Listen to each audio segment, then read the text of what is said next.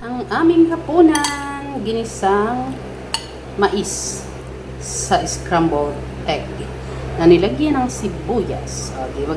Ganyan kasimple. At saka ito. Inisa ko rin lang sa maraming bawang at saka meron namang dahon ng sibuyas. Maputla ang hipon dito. Maliit, tignan pero laki yan, ha? And ito po, ang parang pecha, hindi ko alam kung ang tawag. Tapos ginisi naman siya sa parang bacon. Gamit lang din ang bawang. May sabaw siya at yung alaga ko kailangan may sabaw. Yan po ang aming hapunan. Masarap yan.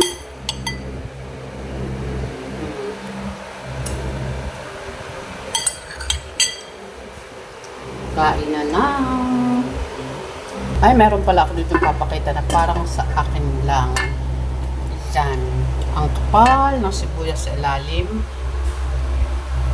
Paksiw na iga. Paksiw na bangus. Bawang, sibuyas.